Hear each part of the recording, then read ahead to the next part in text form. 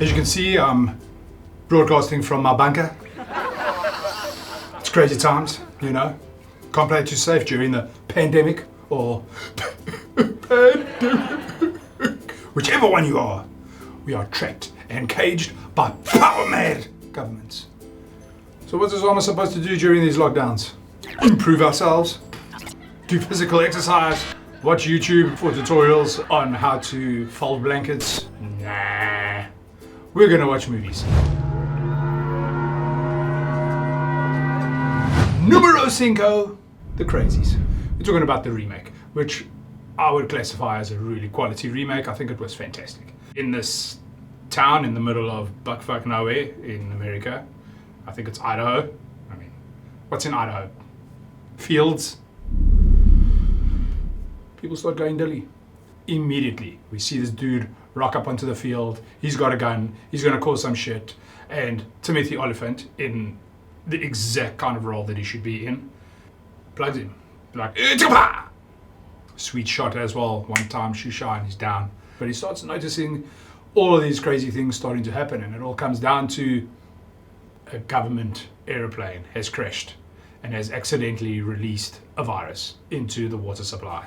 You know, these government oaks, they're always up to no good, always causing cuck. So pretty soon, these people start turning, the infected people start turning into not zombies. The military finds out about this and invades the town and locks it down. Timothy and his belter wife, played by Rada Mitchell, like, do these guys ever have ugly wives? They decide, we got to get out of town. They're joined by a couple of people. The one guy, he's a police officer, a young police officer. He actually has a very interesting character arc because he becomes a little bit crazy, but not because of the virus, but because of the violence. There's a great sequence where he's just like, bah, bah, bah. It's like, I just got to make sure that they're dead. Everyone's like, we're in deep shit. Everybody sleep with one eye open. Make sure that guy sleeps on that side of the room. It's tight, it's tense, it's taut. 3 T's, alliteration for the win. And it's only like an hour and a half. So, well worth your time. Give it a go. Boom. The Thing. This was outstanding. And a lot of people will say that this is John Carpenter's masterpiece. Big Trouble in Little China is his best movie, but this objectively is his most accomplished movie. But so we start off in the Antarctic, Arctic, I don't know. One of them, it's a lot of ice. It's actually a bit of a funny opening. So you got this helicopter flying through this snowy landscape, chasing this dog. And it's a bunch of Norwegians in this helicopter hunting down this dog. And these oaks must go through round after round after round. Okay, maybe that's because they're scientists, but they cannot shoot for shit. They chase this dog, must be for like half an hour, and they still don't get it. Eventually they come to this laboratory where our heroes are and land. And they try to kill this dog. Now, the dude takes a grenade. I promise you. I laughed. He takes a grenade and he's going to throw it at him, but he goes, and it throws it behind him and blows up the helicopter. And then eventually try to shoot, but they're shooting at this dog amongst a bunch of other people.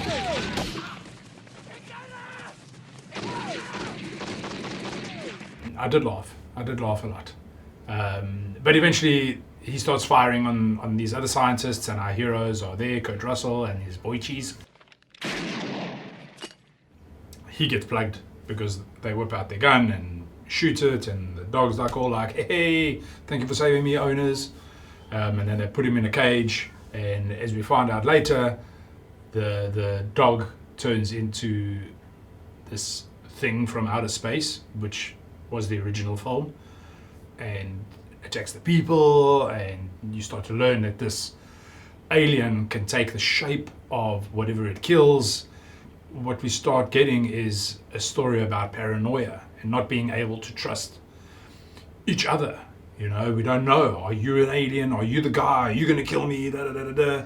And there's some great sequences that play out throughout the movie, but the main thing is about paranoia. and how you just begin to not trust each other. There's a really cool sequence where Kurt Russell is testing blood. Finds out that perhaps that somebody that he killed wasn't necessarily an alien, which is also puts him in a quandary. And eventually they have to have the showdown with this thing from outer space. The effects on this are outstanding. Look, it's limited. Looking back at it now, I mean, there's some stuff that's just amazing. It just looks outstanding. The initial transformation of the dog is fantastic. The way it's got these like viney little arms, and it's just gross, and the maw opens, and all sorts of stuff like that. When it requires a lot more movement, that's when things become a little bit ashy. But it still looks really good, and for a movie of its age, it's still pretty outstanding. It's shot really well. I love the shadows, and I love the use of the lighting, and just visually it's very strong, and a highly entertaining movie, and you can see why it is a classic.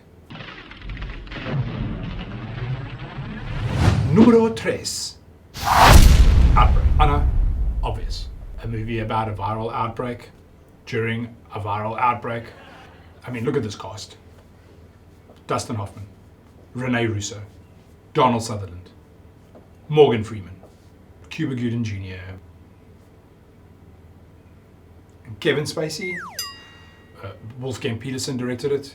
Fantastic director, German. He's just excellent, and he's kind of just disappeared, to be honest. I mean, he made some cracking movies. A little bit of action, particularly at the end. We've got a little bit of helicopter chase and race to the end, but it's a really cool movie about this viral outbreak in a small Californian town. What is it with the small towns in America? Virus is always in these places. Basically, it's a very deadly virus that kills within like 24 hours or something. And so the CDC and the WHO and the government get into this race to try and find the source of the virus, which is this cute little monkey, oh so cute little Anyway, this little bastard scratches somebody, Patrick Dempsey, boom. I think it's Patrick Dempsey. McDreamy. Oh, it is McDreamy, isn't it? McDreamy. Yeah. He dies. Spoiler alert. So the race is on to try and find this monkey, because it obviously has the antibodies that they can use then to cure the virus. Along the way, we find out that there are nefarious people in the government. What are the odds? Of course, they decide to lock down this town, and if they can't cure it in time, they're going to firebomb it like they did some African village in the beginning. And yeah, it was just a fun movie. Now, of course, you watch it and it's still fun. There are some silly parts, I'm not going to lie. Like, this dude comes off the plane. Let me tell you something. If I've got the sniffles, my wife doesn't want to come and kiss me.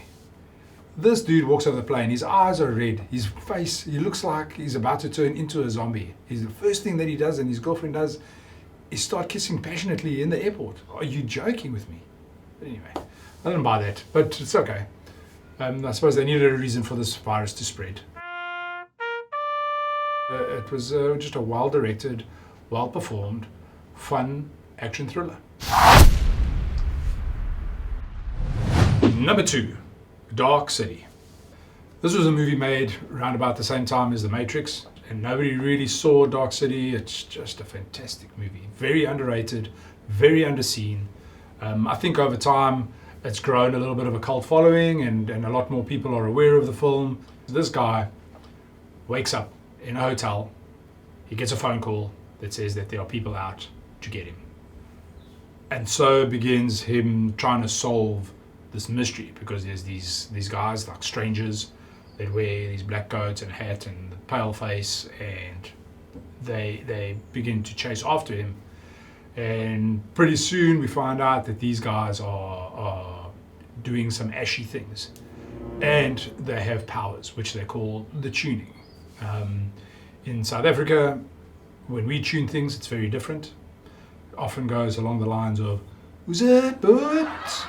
Tuning in this movie is more like superpowers. They kind of shoot some shit out, and they can move stuff, and it's just such a well-shot movie. this sci-fi mystery that you're trying to solve, that he's trying to solve. What are we doing? Where are we going? There's this spiral. There's just this idea that we're all just being controlled and manipulated by those in power.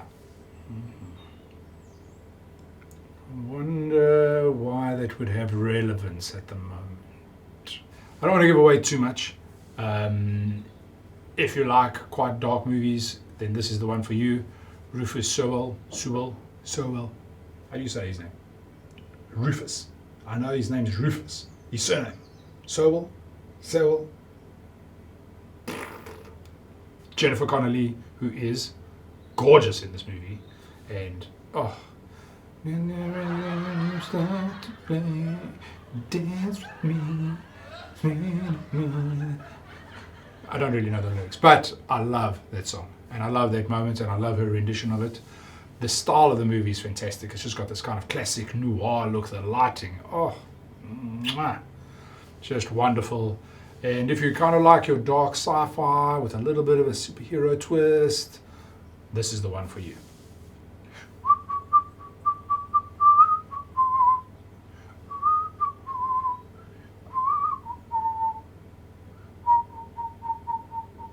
Okay, enough of that.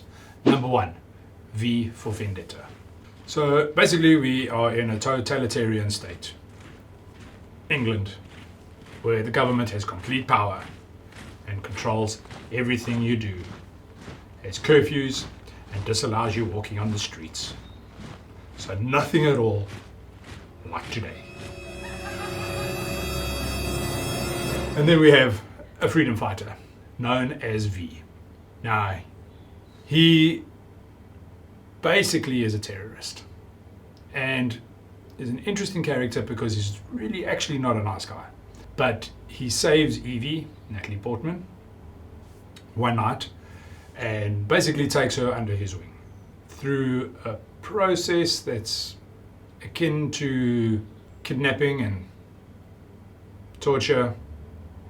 He wakes her up to the truth. And she realizes he's actually a good guy in his own crazy way. But not really. But he is. And he has to lead the people to take down this totalitarian government. And he's just verbally gifted. And there's only one person that could have done that, and that was Hugo Weaving. He is outstanding. You never see him. He's always the V mask. And I love the end with all of the people who are storming the British Parliament and about to blow it up to free the people who are now masking themselves.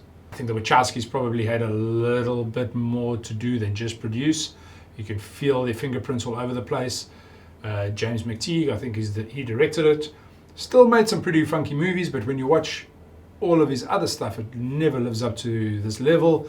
And you can also see that it's kind of Matrix light in the fight scenes and the way they use it slow, like when knives are throwing and whatever, and just visually, the visual style of it, the delivery, and obviously you can't help but make the correlation with Agent Smith and V because of the verbiage, the vocal tonality of Hugo Weaving is just so engrossing to watch.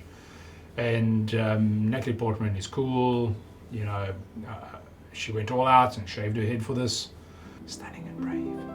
Yeah, I mean, she's fantastic. So just a cool movie, really well shot. Again, got a very gritty look, very well worth watching. I love it. It's one of my favorite movies, based on an Alan Moore comic, which was also pretty cool. Alan Moore does not like this movie, but I don't think Alan Moore likes anything. Like, I think he professionally hates everything that he can, and that's fine. He must do what he wants. This was a cool movie. And that's it for me. I hope you enjoy this list. I hope you give these 5 movies a go and give it a watch. And perhaps we'll have another 5 at another time. I'll see you again. Don't forget, click subscribe.